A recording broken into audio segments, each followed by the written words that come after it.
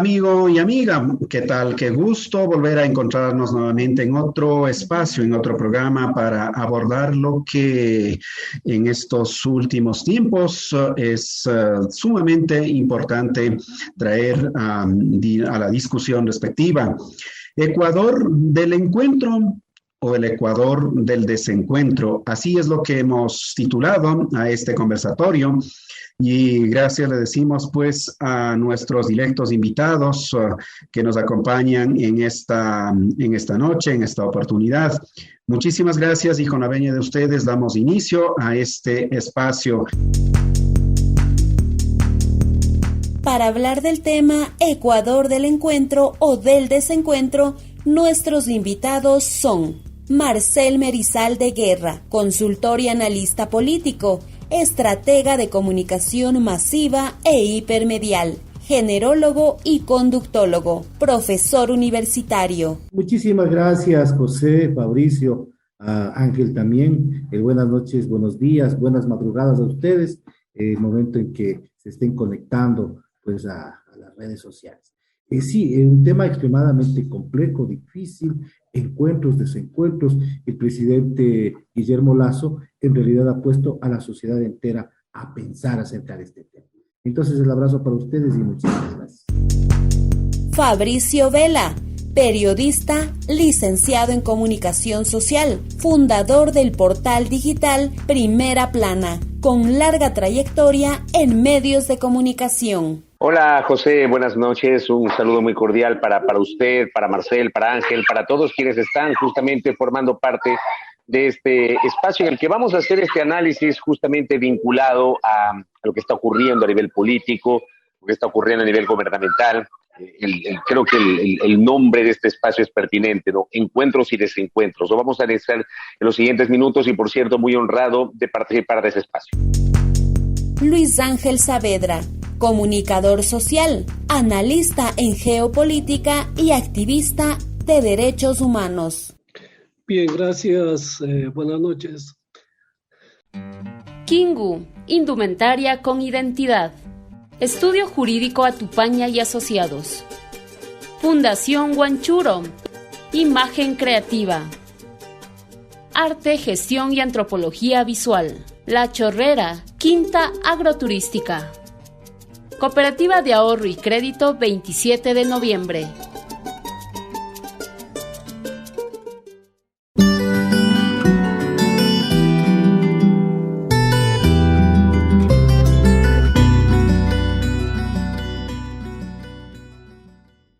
Marcel, antes del inicio, digamos, del gobierno actual del presidente Guillermo Lasso, en medio de esa gran expectativa, de esa gran sed, pudiéramos decir, de tener el país con un nuevo aire, con nueva esperanza, con nuevos espacios. ¿Cuáles son esos momentos que se vivían justamente días antes, un periodo antes de que asumiera el actual presidente Guillermo Lasso, un poco para tener ese contexto en el que nos encontramos actualmente? En realidad el país, desde el punto de vista político, económico y social en general, está viviendo una serie de fracturamientos, de crisis, de rupturas, que muestran ese cambio de ciclos que ocurren al interior de quienes gobiernan este país, que por supuesto no son los ciudadanos, ¿no? Nosotros creo que ya deberíamos quitarnos ese antifaz democrático que tenemos de pensar que es el pueblo, al momento de llegar a las urnas, el que decide quién le va a gobernar. Eso realmente es una falacia sobre la que se levanta la democracia occidental.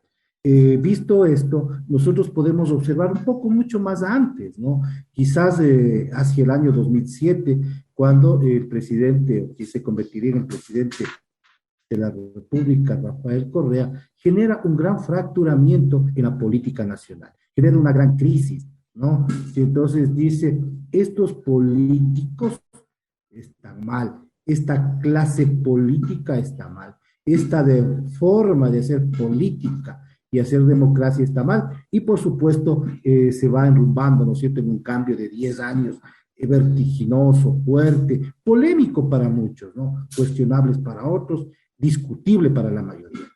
Sin embargo, las élites políticas durante este tiempo no es que se quedaron conformes ni calladas.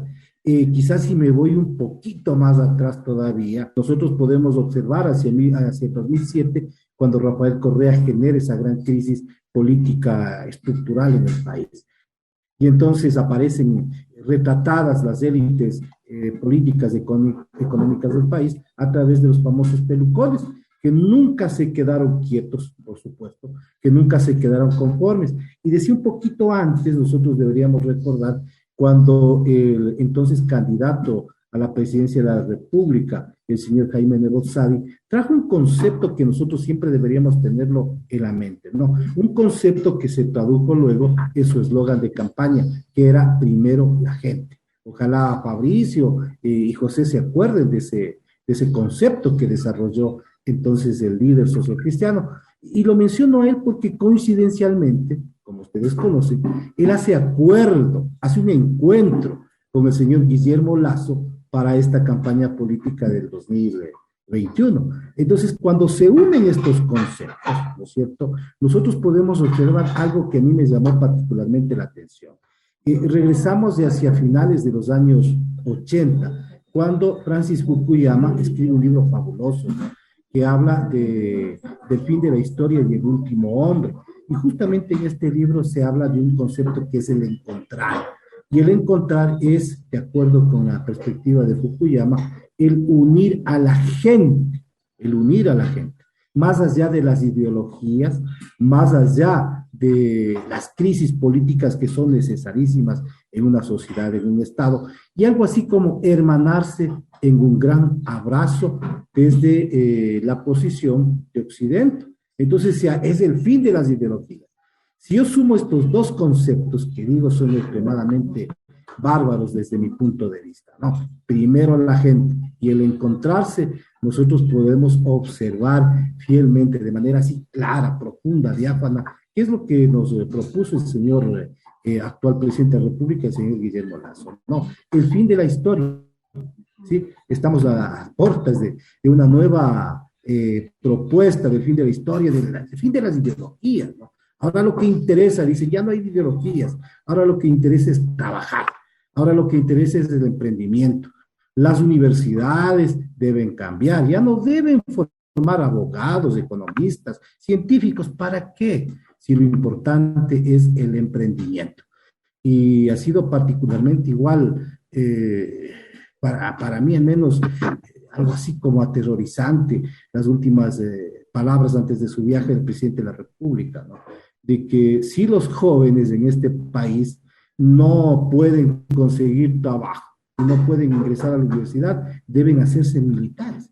Recuerden ustedes esto, lo cual a mí me dejó totalmente pensando esto. Entonces traigo a colación esta escena final y estos dos conceptos del encontrar y primero a la gente para vislumbrar qué es lo que está pasando conceptualmente en el país.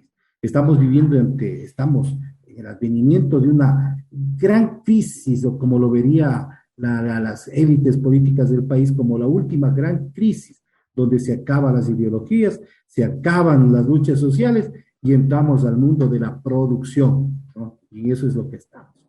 Fabricio, quizá, ¿qué es lo que ocurre? ¿Qué fenómenos es lo que pasa con la gente? A ratos dice, pero sí, estos son los problemas que nos aquejan mucho, pero esto es lo que ofreció, sin embargo no cumplió, esto es lo que ya dijeron, pero jamás hicieron. Sin embargo, llegan los periodos electorales y prácticamente como arte de magia, la gente llega a empujar, llega a apoyar una determinada candidatura. En ese tránsito, ¿qué es lo que pasa con la población? Porque dicen, ya en el momento respectivo, en el gobierno, dice, bueno, pero si ustedes votaron y ahorita háganse cargo, más o menos, ¿y ahora quién responde? ¿Cómo pudiéramos explicarlos, Fabricio? Gracias, José. Nuevamente un saludo. A ver, yo quisiera empezar haciendo una valoración o un análisis desde el punto de vista del rol de los medios de comunicación, que es el campo en el cual durante 28 años me he desenvuelto. He hecho televisión, radio, comunicación digital. tengo cierta actividad a nivel de redes sociales, donde hago opinión y también traslado información.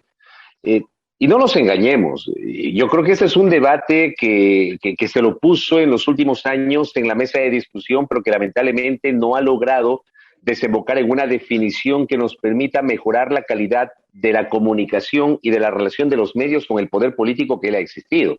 Y ha existido siempre, y a eso me refería. No nos engañemos, toda la vida ha habido una relación entre el poder político y los medios de comunicación. Y los medios de comunicación han estado o han tenido un papel protagónico para poner y para sacar presidentes. Yo recuerdo, estaba en sexto curso de colegio en 1992, cuando claramente la revista Vistazo, que es probablemente la revista de ese calibre, de esa orientación, que mayor tradición ha tenido en el Ecuador, que editorialmente esa revista se jugó por apoyar a una candidatura, la de Sixto Durán Ballén en la segunda vuelta frente a Jaime Nebot en el año 92. Por poner un ejemplo anterior, no es que a partir del 2007 y a partir de las elecciones de 2017 o las últimas elecciones de 2021 los medios han tomado partido, no, los medios siempre han tomado partido. Y ese es un ejemplo paradigmático que yo recuerdo justamente, todavía era estudiante de colegio, estaba terminando el colegio y recuerdo justamente esa página editorial de Revista Vistazo. En 1997, está claro que los medios de comunicación tuvieron un papel protagónico en la caída del presidente de la República, Abdalá Bucaram. Y no pretendo defender a Bucaram y su gobierno, que fue desastroso, de modo alguno, pero sí citar el rol que manejaron los medios en la caída de ese presidente, en el hecho de que los medios guardaron silencio cuando el poder político de la época incurrió en una violación constitucional al no aplicar el relevo constitucional en la persona de la vicepresidenta de la República y permitir este interinazgo que no existía en la Constitución y que luego se legitimó con la consulta popular que posteriormente avaló la destitución justamente de Bucaram y la asunción del presidente interino Fabián Alarcón. Los medios de comunicación tuvieron un papel protagónico, obviamente, durante la cobertura del feriado bancario y posterior congelamiento de los depósitos, en uno o en otro sentido. Y es allí donde se genera, de alguna forma, esta confrontación entre los banqueros de la costa y los banqueros de la sierra de los últimos tiempos, porque ha existido, pues, episodios a lo largo de la historia republicana del Ecuador donde el poder político de la sierra se ha disputado contra el poder político de la costa, en el tema agrícola, en el tema ganadero, en el tema bancario, y tal vez el episodio más reciente es aquel de 1999, donde, por ejemplo, había banqueros que tenían canales de televisión. Fernando Aspeazo Seminario tenía un canal de televisión y era dueño del Banco del Progreso. Los hermanos William y Roberto Isaías Azún tenían un emporio de medios de comunicación y eran propietarios del Filambanco. Posteriormente, en el año 2000, el Teleamazonas fue entregado en dación de pago al grupo Diners, que hasta hoy controla justamente un canal de televisión, Teleamazonas. O sea, los medios y el poder económico vinculados, y tuvieron este papel protagónico en el año 99 durante la crisis financiera, ocultando o evidenciando lo que había pasado. En 2005 yo era parte de un canal que claramente estaba apoyando al gobierno de Gutiérrez. Gutiérrez cae y solamente cuando los militares se quitaron el apoyo a la República es cuando nos dieron la cara al aire, rebelión de los forajidos, en esta confrontación de aquel miércoles 20 de abril del 2005, si la memoria no me es infiel. Y los medios tuvieron un papel protagónico en la segunda vuelta electoral del 2006 para la presidencia del 2007, cuando en la segunda vuelta confrontaron Correa con Álvaro Noboa Pontón. Y así por el estilo. Y podemos citar tal vez los ejemplos más recientes. El papel de los medios en la campaña electoral del 2017 debe ser muy rico, debe ser una forma de analizar el comportamiento mediático, no solamente del Ecuador, sino compararlo con lo que pasa en el caso de la región, con medios claramente alineados en torno a la candidatura de Moreno y otros medios claramente alineados en torno a la candidatura de Guillermo Lasso. Y bueno, 2021, que en realidad nos sorprende porque prácticamente todos los medios de comunicación estuvieron alineados a favor de una candidatura, la del actual presidente de la República, en desmedro de la otra candidatura. Dicho esto, hoy por hoy los medios de comunicación tienen justamente este papel que estoy señalando, este papel protagónico, y yo creo que son corresponsables incluso de la elección de autoridades del poder político, de cargos de elección popular, porque obviamente presentan a los candidatos, marcan líneas editoriales, apoyan o denostan una candidatura, Y eso incide en la psiquis de la opinión pública. Me parece que ese es un tema también para reflexionar dentro del rol de los medios de comunicación. Luego, y para cerrar, a propósito de lo que decía José, esta frasecita, ¿no? Háganse cargo. Yo creo que todos tenemos que hacernos cargo, no solamente el común de los ciudadanos que vota, creo que todos. O sea, esta es una responsabilidad o corresponsabilidad colectiva de quienes votaron o no votaron. Es una corresponsabilidad colectiva de la sociedad, con base en lo que está pasando con la democracia de nuestro país, cómo leemos la democracia, cómo entendemos la división de poderes, cómo entendemos lo que es el legislativo, su relación con el ejecutivo, cómo entendemos esta atomización que hoy tenemos en la Asamblea Nacional, cómo entendemos una postura de un gobierno que recién 5 meses después está tratando de mostrar al país lo que en realidad quiere hacer a nivel económico. Se ha demorado 5 meses. No recuerdo un gobierno que haya tardado tanto tiempo para presentar un plan económico al país. No sé si esta reforma tributaria que presentó Lasso la semana anterior a la Asamblea sea el sustento del plan económico, cuyo armaje todavía no lo conozco. Igual ha presentado la reforma presupuestaria para 2022, pero no recuerdo un antecedente en donde se haya demorado tanto un presidente para presentar una propuesta económica al país. Tal vez uno podría entender que la prioridad era la vacunación, pero ya pasaron los primeros 100 días, lleva 5 meses en el poder y creo que la prioridad debe ser otra. Tal vez ahí mi primera intervención, José y colegas.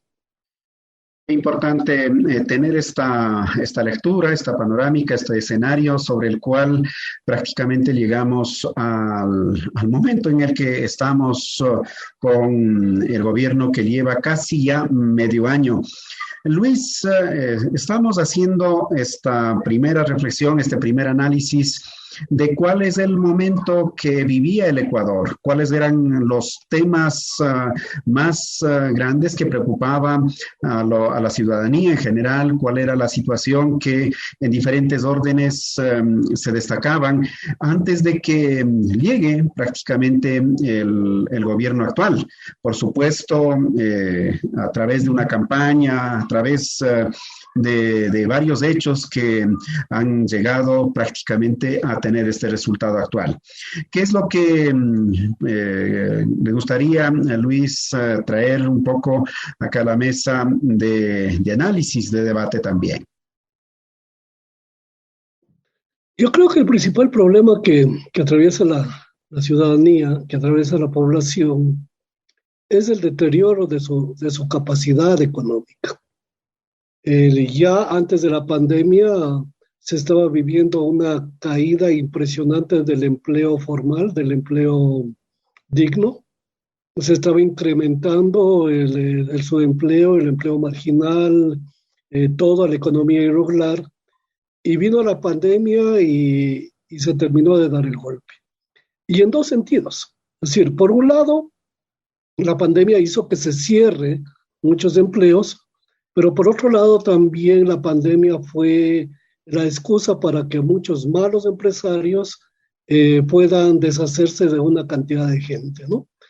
Entonces, en ese escenario en donde el futuro se volvió incierto, el futuro de mucha gente, de muchas familias, se volvió sumamente incierto, se presenta una propuesta con varios tintes de demagogia, como la del señor Lasso, y gana la presidencia.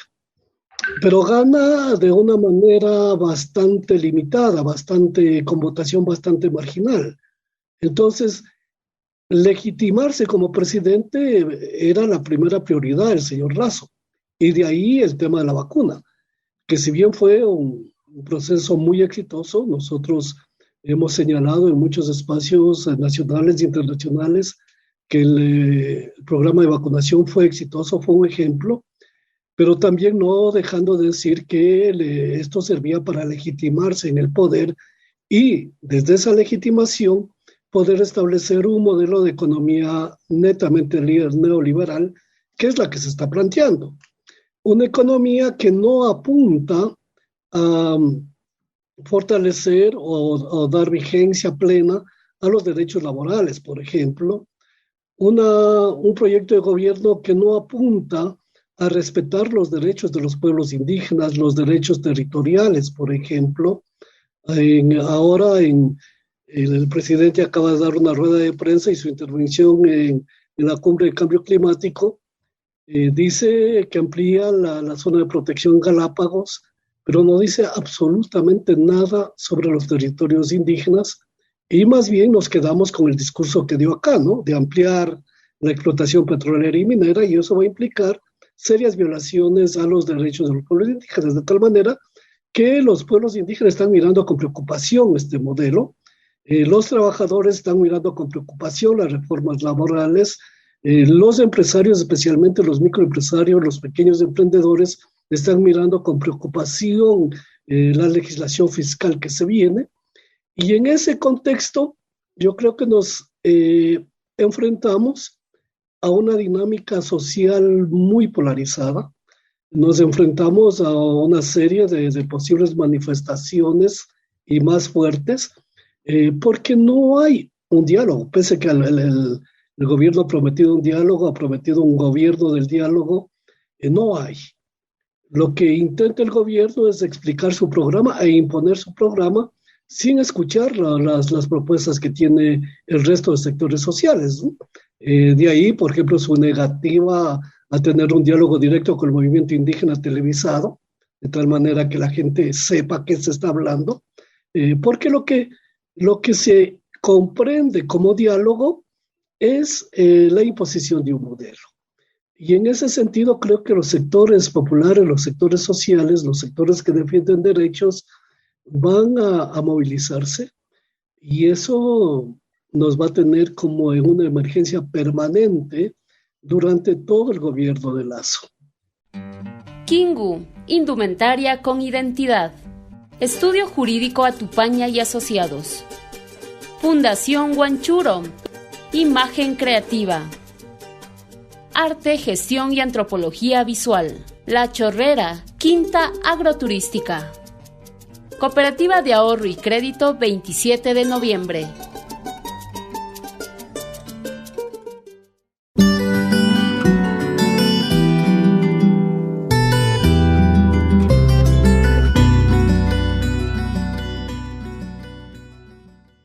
Marcel Merizalde, ahora con todo este escenario que ustedes han tenido la gentileza de compartir, de analizar, de traer a la mesa, bueno, ya el presidente Guillermo Lasso está en la presidencia.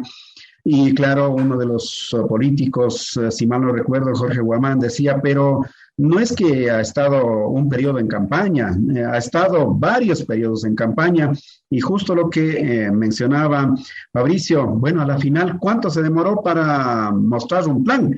¿Qué es lo que planteó? Y ahora, ¿qué es lo que en la práctica está queriendo impulsar? ¿O qué es lo que, en definitiva, como resultado de los primeros meses de gobierno, tiene la ciudadanía? Marcel. Y el plan económico en realidad estuvo trazado desde hace mucho tiempo. Bueno, discrepo, yo pienso que en realidad el señor Guillermo Lasso ha sido claro con lo que quiere hacer en materia económica y política en el país y lo está cumpliendo. Recordemos que, como todo político, en campaña hizo algunas mentirillas, ¿no? Por ejemplo, el que va a haber libre ingreso universitario, lo cual no era posible porque la Universidad Pública Ecuatoriana está abarrotada ya de estudiantes. Y yo les comento, ¿no?, a Fabricio, a Luis Ángel, la Universidad Central, por ejemplo, tiene en los cursos entre 40 y 50 personas. Es decir, no hay donde más, y no hay más infraestructura, no hay más docentes, no hay más laboratorios, ¿no? Lo cual, por supuesto, volvía imposible que esta pequeña mentirilla que hizo el señor Guillermo Lasso durante campaña se cumpla. Pero en cambio, yo debo destacar, así subrayando, la franqueza con la que habló el señor Guillermo Lasso de lo que iba a hacer en materia económica durante campaña. Otra cosa, por favor, es lo que resulta ser la capacidad de comprensión del ecuatoriano medio. El ecuatoriano no entiende discursos, y mucho menos los discursos de los medios de comunicación, que muchas veces están entre el relato periodístico están entre la ficción y, por supuesto, están en el relato político propiamente dicho, ¿no? Conjugan estos tres aspectos de la gran narrativa sociocultural política de un país. Pero el señor Guillermo Lasso dijo exactamente tres cosas que iba a hacer y lo viene cumpliendo. Lo primero, que iba a enterrar al correísmo, ¿no? Que más valía enterrar a todo aquello que olía a correísmo. Que hay que tener cuidado, ¿no? Porque mucha gente hoy dice, sí, pero bueno, elegimos a un mal presidente, pero no dejamos que gane el correísmo, derrotamos al correísmo. La figura del correísmo no necesariamente está abarcando, ¿no?, a todos aquellos que son seguidores del expresidente Rafael Correa Delgado, para nada. Todo aquello que huele a progresismo, todo aquello que huele disonante al poder es tildado de correísmo. Igual que en el tiempo del correísmo, todo aquello que no conjugaba, ¿no es cierto?, con su principal arma política, que era el discurso político, por supuesto, el relato social, cultural, aparecía como pelucón, ¿no? Acá aparece en cambio como correísmo. Segundo, ¿qué es lo que él dijo? Que iba a hacer una reestructuración del Estado, porque el Estado no era eficiente. Solamente que la gente cuando escucha eso piensa que va a haber una dinámica de mejora y seguramente más contratación, cuando lo que estaba diciendo claramente que iba a hacer lo que hoy está haciendo, despidiendo de manera brutal un alto número de funcionarios públicos. Recuerden que hasta el mes de diciembre tienen que irse 50,000 personas más del Estado, y no por capricho quizás de él, sino porque forma parte de los acuerdos con el Fondo Monetario Internacional, para que a final de año nos presten esos $700 millones que están comprometidos, ¿no? Y el tercer aspecto, él habló de monetizar, pero igualmente la gente tampoco le comprendió, quizás romantizó el término de monetizar. Y yo realmente creo que esa es una investigación a nivel de comunicación, a nivel de consultoría política que debería realizarse en el país, ¿no? Para saber qué entendió la gente durante campaña y qué entiende la gente durante campaña con estos términos, ¿no? Como el mejoramiento, eficiencia del Estado, el tema monetización. Y hoy vemos que efectivamente el señor Guillermo Lasso está haciendo la monetización, ¿no? Y lo último que nos dejó haciendo, lo conocen ustedes, es de firmando el decreto, vía decreto, la privatización del sector eléctrico. Entonces nosotros no podemos decirle al señor Guillermo Lasso de que no está cumpliendo un programa económico, lo está haciendo, ¿no? En el nivel del relato social, van a coincidir ojalá conmigo ustedes, muchas veces más importante que lo que se dice es lo que no se dice. Eso es lo que ha estado haciendo el señor Guillermo Lasso, ¿no? Él está implementando un programa económico totalmente neoliberal, afincado en las tesis, en las propuestas, en las metodologías del Fondo Monetario Internacional. Eso está clarito. Hubieron presidentes que se demoraron, por supuesto. El señor Lenín Moreno recién presenta, por decirlo de alguna manera, su programa económico después del levantamiento indígena y popular de octubre de 2019. Y a partir de ahí empieza a acelerar el proceso económico en el país. José recordará con total claridad, meridiana claridad seguramente, igual Fabricio, Luis Ángel, ¿no?, que la sociedad entera y los medios de comunicación, los analistas, le pedíamos al presidente Lenín Moreno que presente, que haga efectivo su programa económico. E insisto, esto ocurrió recién después de octubre de 2019. Pero no es que no haya estado haciendo nada, iba preparando el camino, ¿no es cierto?, político, económico, para que se den las condiciones en las cuales pueda aplicar su programa económico neoliberal. Y entonces hoy está sucediendo lo mismo, ¿no? Y cada vez va a ir acelerando, va a apretar el acelerador, porque tiene una serie de compromisos que han sido firmados con el Fondo Monetario, ¿no? El bajar el número de empleados públicos, el que muchas instituciones igual terminen siendo eliminadas, que la educación superior tome un viraje, y quizás muchos digan, bueno, pero solamente tiene que ver con la educación. En realidad la educación superior pública es la que marca los destinos de un país. A mí me duele mucho que quizás, no sé, casi todos los académicos lastimosamente guarden un sepulcral silencio, ¿no? Estamos en un silencio ya de más de 12 años que no han dicho nada por una serie de comodidades que, por supuesto, otorga el silencio a nivel académico. Pero que hay un programa económico en marcha, hay un programa económico en marcha. Y que las cosas se van a acelerar, se van a ir subrayando en estos días, por supuesto. Ya lo veremos con el regreso del presidente de la República al Ecuador en estos días. Fabricio, quizá por toda la trayectoria de escuchar, de preguntar, de sacarlos con cuchara, suelen decir, ¿no es cierto?, a los voceros. En definitiva, ¿cuáles son los mensajes que los diferentes sectores sociales, una vez que ya están estas medidas, ya están todos estos hechos, sin embargo, desde los otros sectores no logran llegar con su mensaje adecuado? De pronto está el movimiento indígena, claro, hay toda una carga, toda una trayectoria. Vienen los sectores de trabajadores, vienen los sectores empresariales y están también otros. A la final, ¿cómo juega dentro de este escenario los diferentes mensajes y los mismos voceros? Hay muchas veces que desde los discursos, desde la campaña mediática, lo que dicen normalmente la ciudadanía, pero les hizo revolcar y los otros no dicen nada. ¿Será por el descuido? ¿Será porque no hay quienes estén trabajando en ese tema? En fin, ¿cómo analizarlos? Porque esto en la ciudadanía muy poco se entiende. Yo tengo 28 años como periodista. El periodismo me permitió cubrir 3 caídas de presidentes, 2 asambleas constituyentes, un montón de manifestaciones, de movilizaciones sociales, etc. Yo creí, debo decirles con absoluta franqueza, que octubre de 2019 iba a marcar un punto de inflexión.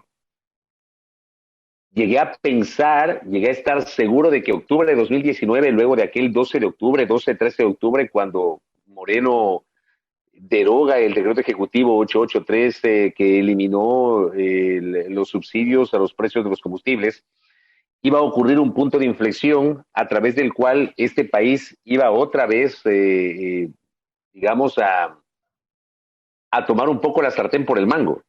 Llegué a pensar, tal vez utópicamente, ilusamente, pero claro, luego vino la pandemia y siempre recuerdo con fastidio la declaración que hizo Lenín Moreno faltando 1 o 2 semanas para que termine el gobierno en este foro en Miami, Florida, Estados Unidos, donde habló del decreto del 17 de mayo del año anterior, que fue de alguna manera una recapitulación de aquel decreto que provocó la movilización de octubre de 2019, cuando dijo, nosotros nos salimos un poco con la nuestra. Imagino que ustedes deben recordar aquella declaración totalmente fastidiosa. A mí hasta ahora, créanme, la vuelvo a escuchar o la recuerdo y me genera fastidio porque de alguna forma evidencia el cinismo de un personaje que tuvo un papel paupérrimo en su condición de presidente de la República.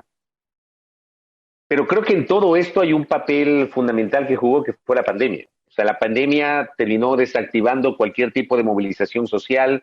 Moreno se aprovechó de la pandemia para 2 meses después de que estuvimos confinados meter ese decreto ejecutivo, ya sin capacidad de movilización las organizaciones sociales, justamente por el miedo, por el temor del coronavirus, la necesidad de estar confinados, un manejo deplorable de la crisis sanitaria por parte del gobierno de Moreno, la enorme mortandad de las primeras semanas en la ciudad de Guayaquil, cómo el coronavirus se fue expandiendo en toda la República hasta llegar a cubrir las 24 provincias. Yo creo que la pandemia es lo que termina desactivando y generando esta suerte de, no sé si llamarle quemiimportismo, no sé si llamarle adormitamiento, marasmo, poca capacidad de reacción que tiene el país. Porque este país, como yo les decía, en otros espacios ha sido, digamos, un país que a través de sus organizaciones sociales se ha movilizado. Y se ha movilizado para rechazar determinadas prácticas. Yo discrepo respetuosamente con Marcel, digamos, todos sabemos la concepción económica del asunto, todos sabemos. Pero yo siento, y digo, es mi opinión, yo siento que yo no encuentro claridad o un hilo conductor sobre lo que en realidad quiere hacer Lasso, más allá de que todos sabemos cuál es su orientación ideológico-política y económica. Pero no le entiendo al presidente. No le comprendo, no termino de encontrar un punto donde aterrice sus ideas económicas en un plan, que puede no gustarnos, pero incluso un plan para poderlo debatir. Y claro, ofertas de campaña que se le han caído apenas ganó las elecciones. Ofreció desde 2017 que iba a eliminar el Cenecit porque iba a generar el ingreso a las universidades. Cuando gana las elecciones, creo que alguien le dijo, presidente, no hay cómo eliminar Cenecit sino por la vía de una reforma legal. Y una reforma legal en una ley en donde está Cenecit, el CES y el CACES, que es una estructura para el manejo de la educación superior. Y Lasso dice, me han entendido mal, yo no dije que iba a eliminar el Cenecit. Ofrece libre ingreso, pero se da cuenta que en este país nunca existió libre ingreso. Porque el decir que hubo libre ingreso en el pasado es una falacia. Hubo preuniversitario, el propedéutico, qué sé yo, pero no es que uno iba y entraba a la universidad y ya, no era así. Y si uno no encontraba cupo en la universidad, luego de pasar 2 o 3 noches en los pasillos de las facultades, de las universidades estatales, para obtener un cupo, simplemente no entraba a la universidad. Tampoco cumplió. Ofreció eliminar la central de inteligencia, el CIES, que antes se llamaba CENAIN. Cuando llega al poder le dijeron, presidente, seguramente habrá sido así, ¿no? Presidente, no puede eliminar el CIES, porque consta en la Ley Orgánica de Seguridad Pública del Estado. Le encarga al ministro de Defensa y luego termina nombrando al coronel Fausto Cobo. Dice, vamos a elevar el salario básico a $500. Llega al poder y dice, no, me entendieron mal, $500 hasta el fin del periodo de los siguientes 4 años. Entonces hay una cadena de cuestiones que creo que terminan minando esto que se denomina el valor de la palabra presidencial, que además va de la mano con anuncios y decisiones erráticas de las últimas semanas, el tema de la muerte cruzada, que ahí vuelvo a citar el tema de los medios de comunicación y este papel preponderante que yo les menciono, ¿no? Yo soy parte de, pero soy crítico de. Cómo de un día para otro ciertos medios, ciertos canales y ciertos periódicos empezaron a posicionar en el imaginario de la gente qué es la muerte cruzada y cuál es el contenido del artículo 148 de la Constitución y por qué el presidente de la República podría disolver la Asamblea Nacional y qué pasaría si nos quedamos sin asamblea, si hay elecciones anticipadas, que el presidente gobernaría con decreto. Todo eso de un momento a otro empezaron a informarlo, entre comillas, para posicionar un frame.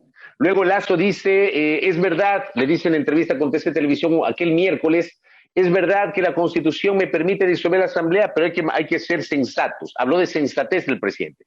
Pero 2 días después se reúne con otros periodistas y les dice, está listo el decreto ejecutivo, lo que falta es firmarlo, metiéndole presión justamente a la Asamblea. Tiene un acercamiento con el correísmo y con los socialcristianos que luego lo rompe. Y él sabe por qué lo rompió. No lo rompió porque él haya dejado de creer en ese acuerdo. Yo estoy convencido que lo termina rompiendo por presión de ciertos sectores y que no le pueden ver al correísmo. O sea, que no entienden que el correísmo, para bien o para mal, es un sector político importante que tiene el bloque legislativo más numeroso en la Asamblea Nacional. Y termina rompiendo con su aliado natural, que son los socialcristianos. Y hoy resulta que está, digamos, enfrentando una situación de mucha duda, porque si bien es cierto, hoy como que bajaron los aguas y firmaron un armisticio con Pachacuti, una suerte de armisticio. Yo no sé qué va a pasar de aquí a fin de año. Tiene que tramitar la reforma tributaria y tiene que tramitar la reforma presupuestaria. Y no sé qué va a pasar después cuando mande la ley laboral, que esa es todavía más complicada que la reforma tributaria. Entonces, hay cosas que no termino de comprenderlas yo y que están allí justamente, nos tienen debatiendo aquello, y mientras tanto hoy tenemos la crisis carcelaria que continúa, la inseguridad que está, pero a un ritmo galopante, en los últimos días nuevos hechos de violencia en varias ciudades del país. Hace poco se conoció de un asalto en el Malecón 2000 de Guayaquil, más muertos en las cárceles. De esto poco nada se habla porque nos tienen embobados con la discusión política, José y colegas. Vamos hacia otro ámbito, Luis Ángel Saavedra, quizá por su vinculación mucho más fuerte en términos de derechos. Hay algunos juicios a líderes, hay temas que se han venido planteando. La misma Constitución, permite, dispone varios derechos, pero ¿qué es lo que está ocurriendo ya en la práctica? Dirán, pero es que recién llego y quieren que ya al siguiente día esté todo resuelto. Pero vemos que ya va cerca de medio año y no hay claridad, aunque, como dice Marcel, pudiera estar medio ahí escondido, calladito.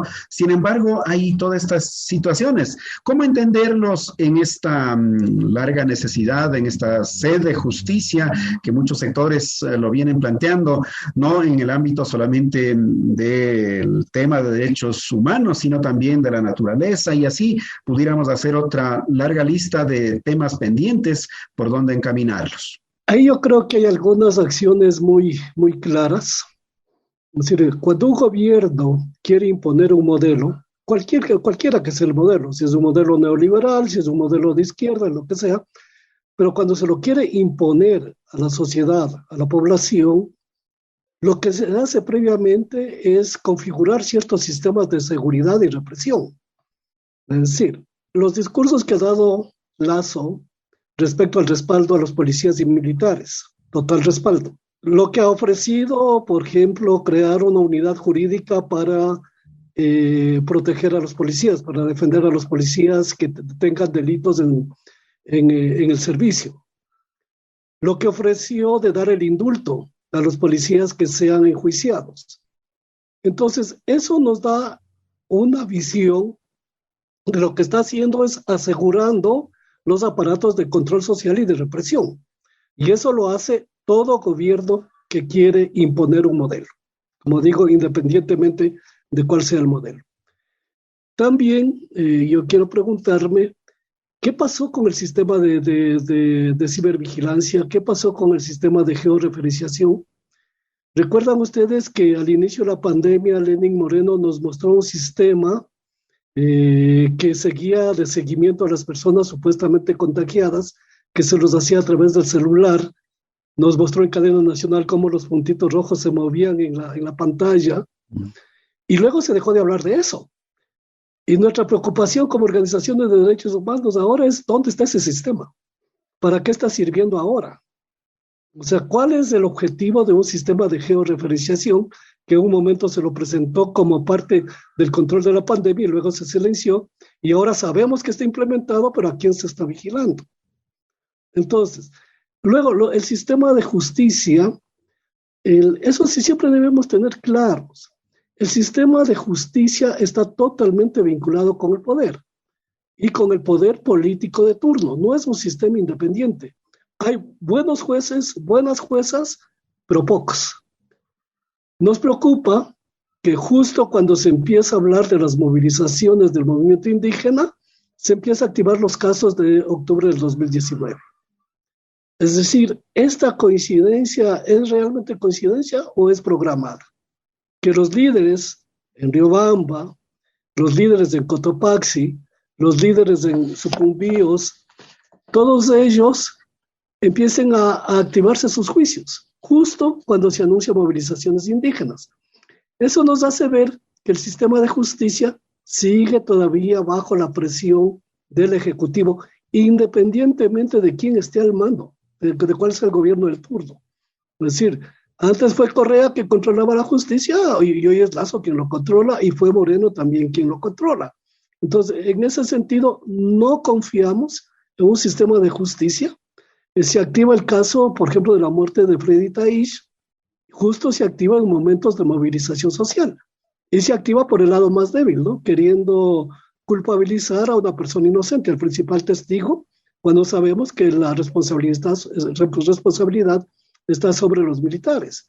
Entonces, en el marco de derechos, para nosotros sí es complicado, y siempre es complicado militar en la defensa de derechos humanos.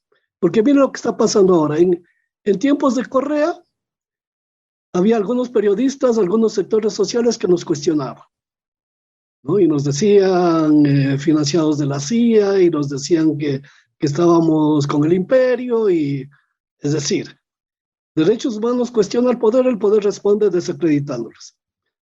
Y muchos de esos periodistas algunos comunicadores que nos cuestionaron en la época de Correa, en cambio ahora nos defienden frente al ataque que sufrimos en los días pasados del periodismo, que está vinculado con Lazo, ¿no? Ahora nos defiende.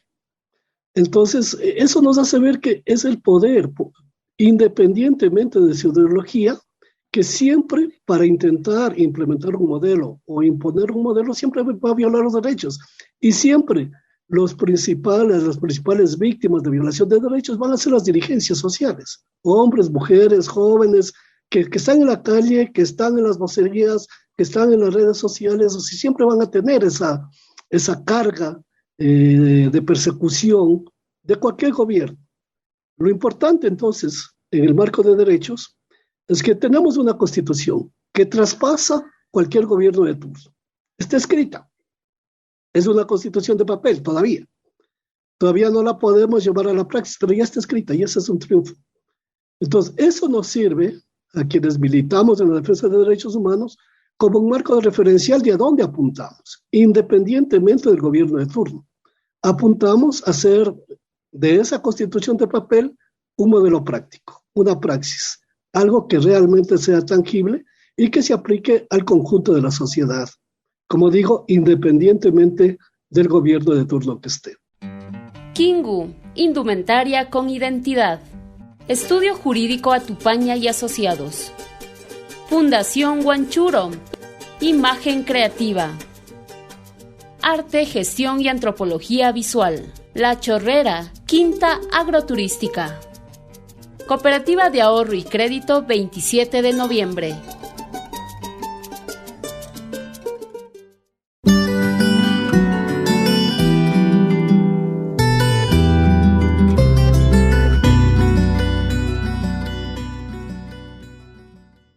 Hemos hecho un breve recorrido, digamos, trayendo a la memoria de lo que constituyó antes del periodo actual del gobierno, me refiero, del que estamos viviendo ya, y las señales por donde ha empezado a transitar también el gobierno, cómo están los diferentes, en alguna medida, los diferentes indicadores, sectores, en fin, como ciudadanos, como sectores, como personas comunes y corrientes que permanentemente nos toca preocuparnos del pan de día.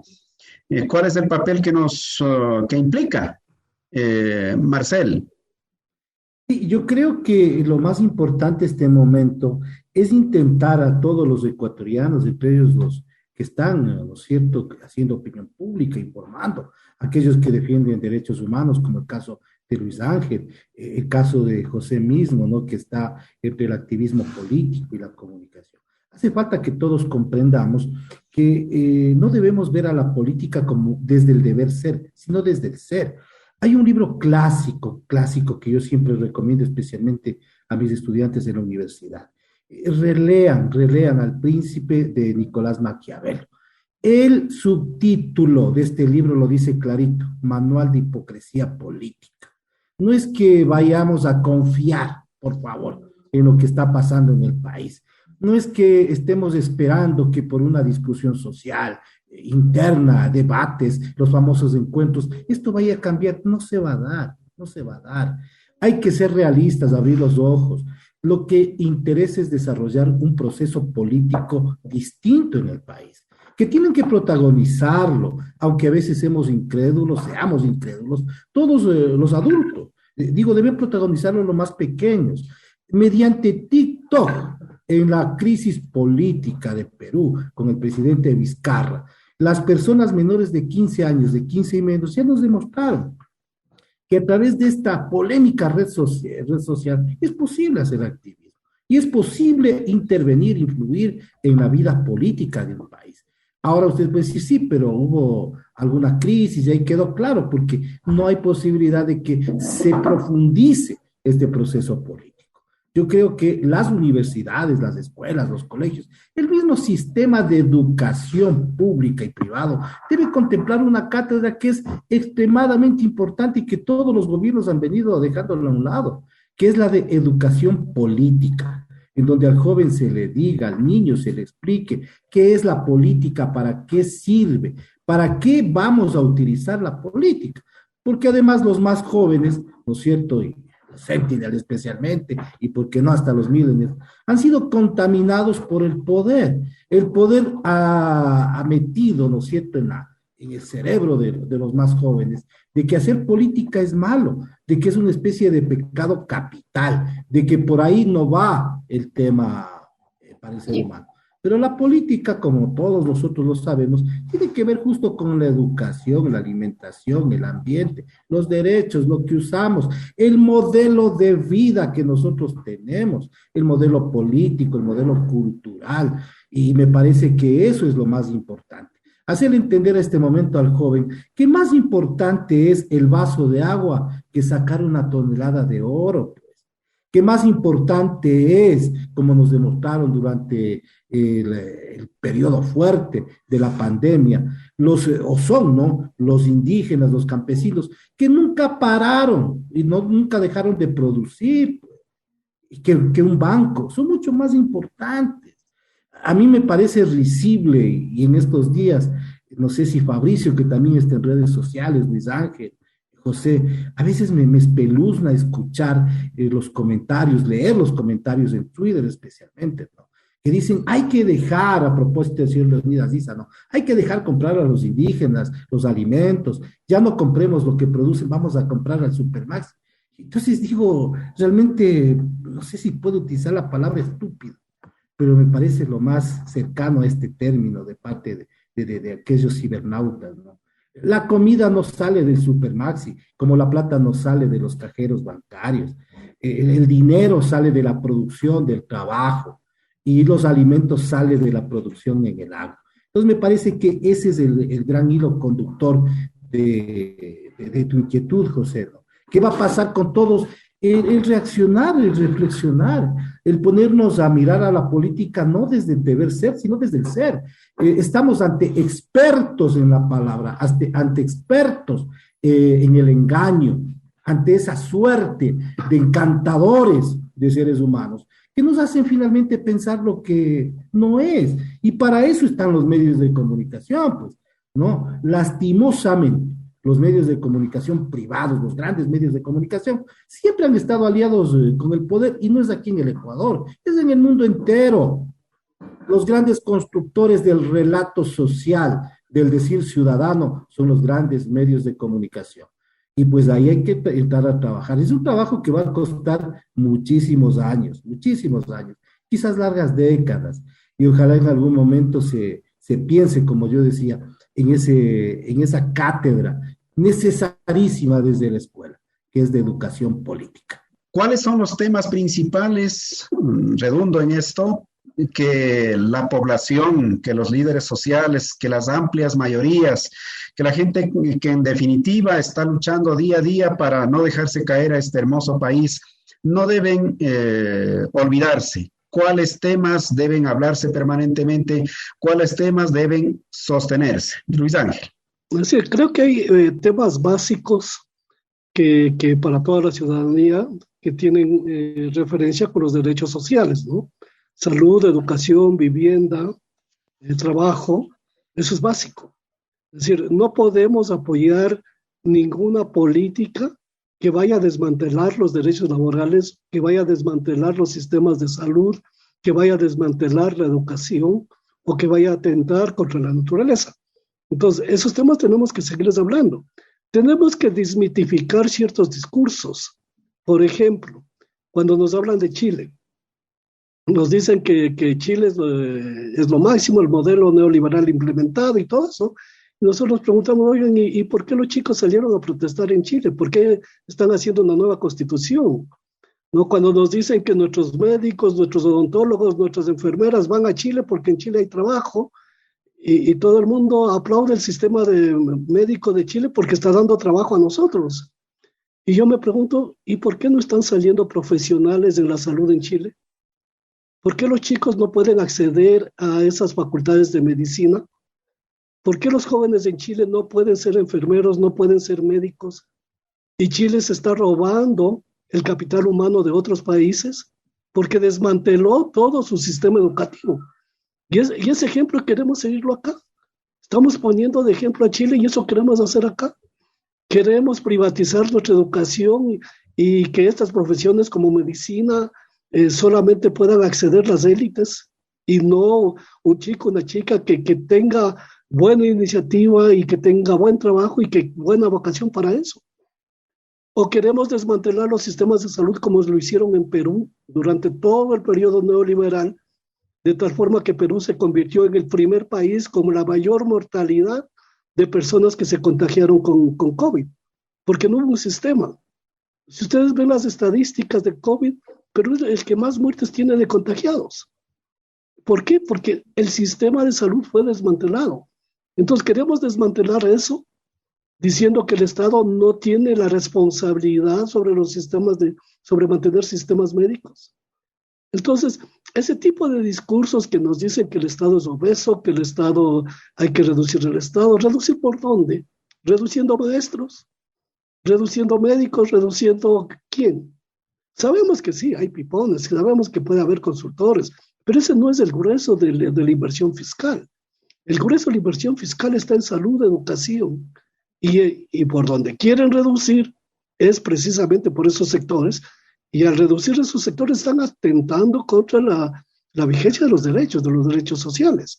Entonces, ahí tenemos que ponernos como muy vigilantes, ¿no? De desmitificar estos discursos que nos presentan que el PIB, el crecimiento del Producto Interno Bruto, es la muestra de que un país está desarrollándose. Mentira.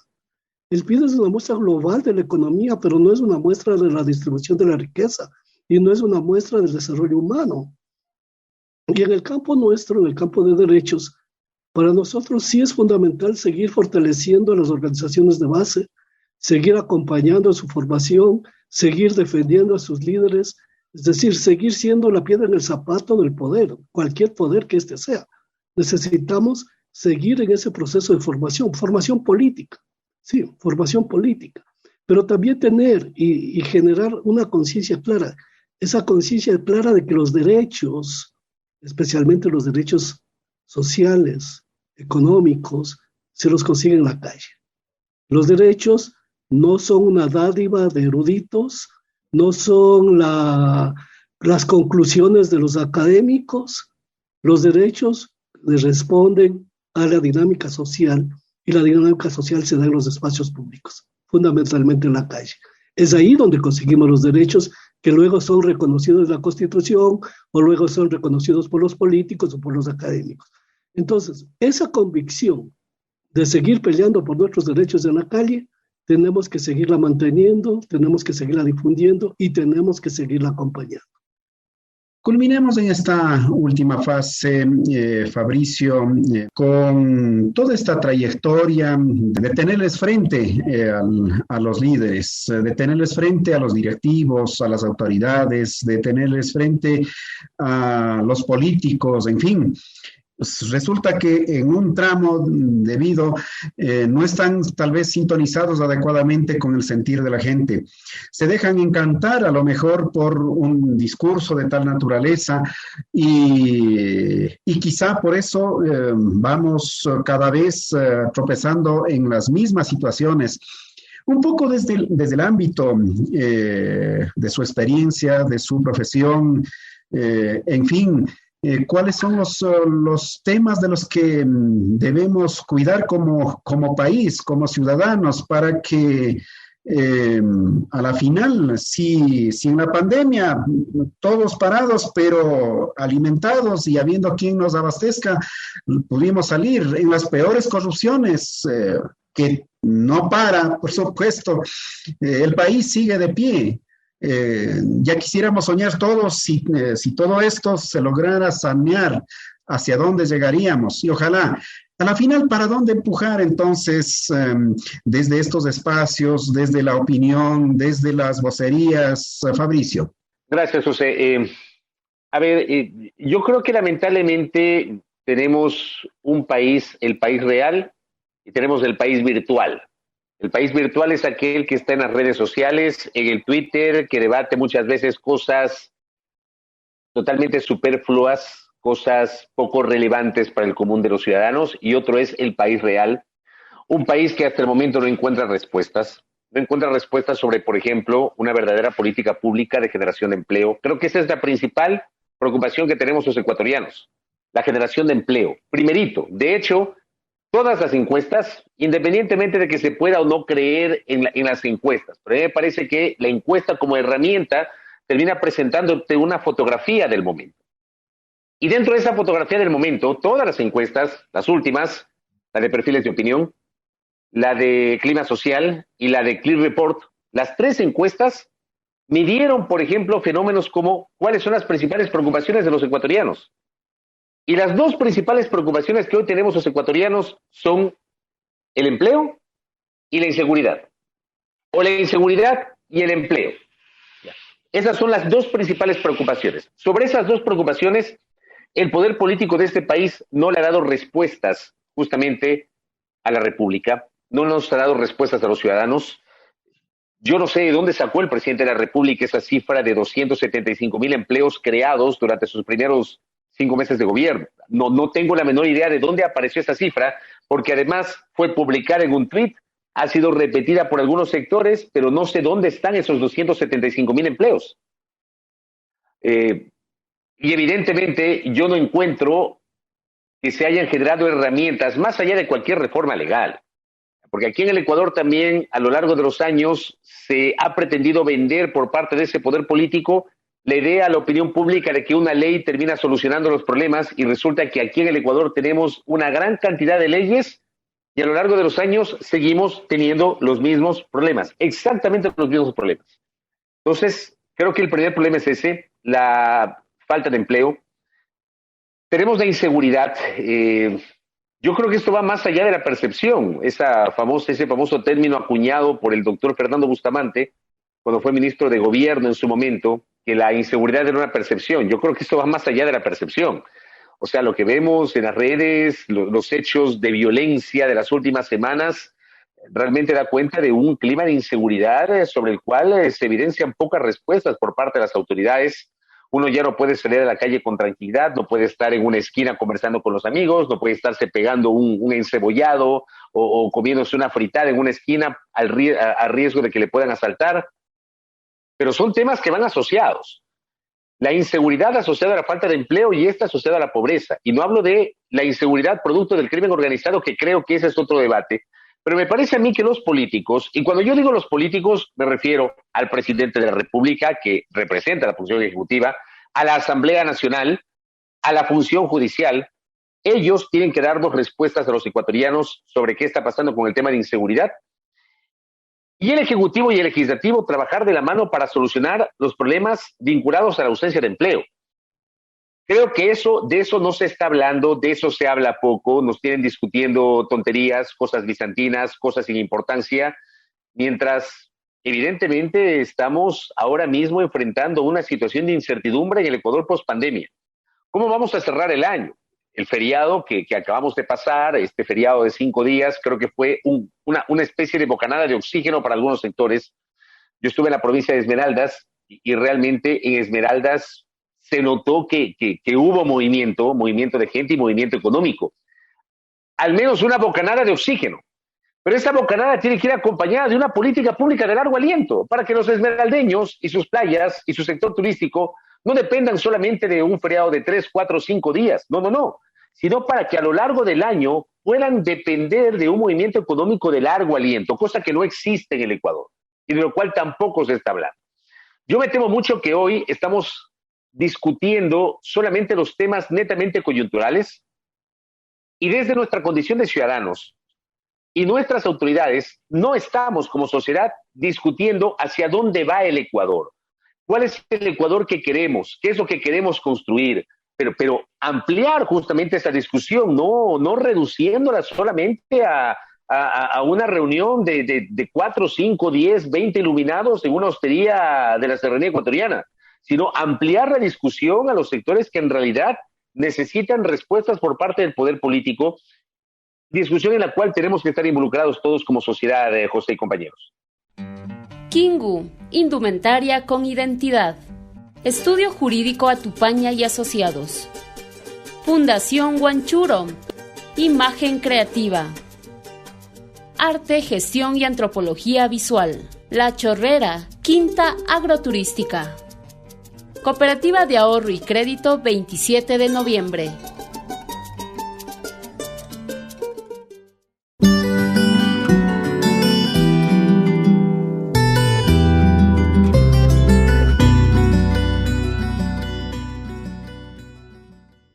Agradezco el tiempo valioso de cada uno de ustedes. Tenemos unos 30 segunditos simplemente para despedirnos y decir, bueno, a la final estamos en el país del encuentro, del desencuentro. Luis Ángel. El gobierno del encuentro, supongo que es el encuentro entre empresarios, élites económicas, banqueros y compañía. En ese encuentro no veo otros sectores. No los veo, y a los otros sectores que quieren incorporarse a ese encuentro, que quieren incorporarse a ese diálogo, simplemente se les quiere invitar para hacerles firmar una adhesión a un modelo. Recordemos que el diálogo es el ceder de parte y parte, llegar a un consenso, no es la imposición de una tesis. Entonces, ese encuentro no se está dando, y como decía en mi primera intervención, mucho me temo que a lo largo del gobierno de Guillermo Lasso, más sean los desencuentros que los encuentros. Porque la visión de Guillermo Lasso es una visión de un país de escritorio, no de un país real. El país real tiene problemas, el país real tiene grandes aspiraciones, tiene emergencias, la principal el empleo, y desde ese país de escritorio que mira Lasso, está mirando al empleo, a la generación de empleo, confundiéndole con una reforma laboral. Esos 200 y tantos miles de empleos también a mí me llama la atención. ¿Serán los que se incorporaron a la calle a vender naranjas, a vender sandías, a hacer semaforeros? ¿Estará contando eso como empleo? Porque de los otros, empleo digno, eso no ha llegado ni a 1000. Marcel, estamos en los tiempos del diálogo, pero como que ese diálogo no llega. Tienen que pasar meses enteros para que den una fecha y en el momento más preciso tienen que alargar semanas, en fin. En realidad no hay ni siquiera encuentro ni diálogo, ¿no? A lo máximo estamos llegando a una convergencia entre las élites, una nueva convergencia, y también a una conversación entre esos grupos. El término diálogo, que ha sido en realidad muy maltratado, ¿no? Casi como el término justicia, en realidad lo que implica es poner en oposición, en confrontación a dos tesis.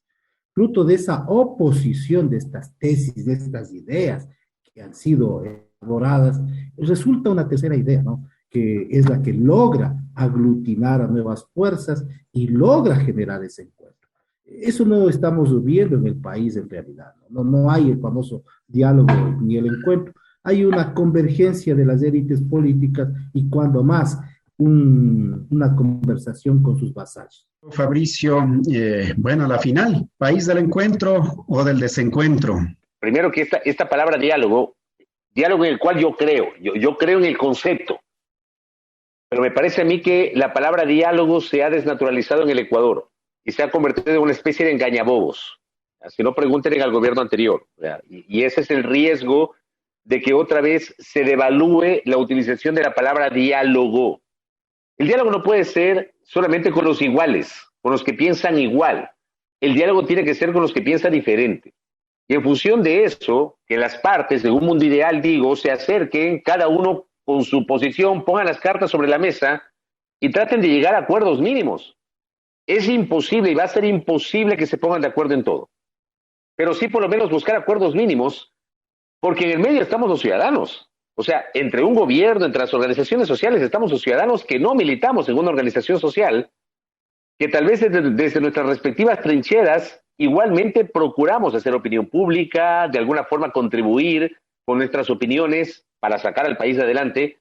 Pero yo me temo que como fue antes, ¿no? El gobierno de todos, el gobierno del diálogo, hoy tenemos al gobierno del encuentro. Que ese gobierno del encuentro realmente se encuentre y que se aleje del desencuentro. Y me parece que la única manera de encontrarse es no excluyendo a sectores con los cuales no comulga. Creo que ese es un error, y un error que le podría pasar factura en el futuro inmediato al presidente de la República. Gracias, José, gracias, Marcel, gracias, Luis Ángel. Reitero esas gracias también a Marcel, a Luis Ángel Saavedra, como también a Fabricio, por ese valioso tiempo de contribuir a la reflexión. Y de nuestra parte, como Risinacu TV, a usted, amigo, amiga, que nos acompaña a través de estas líneas, hasta a través de estos canales, le dejamos ahí la reflexión, ahí el aporte, y en definitiva, si damos en el blanco, como solemos decir, en buena hora. Sin embargo, nuestra responsabilidad. Muchísimas gracias una vez más y espérenlo. En la próxima hablaremos a propósito de la justicia indígena. ¿Qué es esto? ¿El baño solamente o qué hay detrás de eso? Hasta entonces. Gracias. Hasta luego.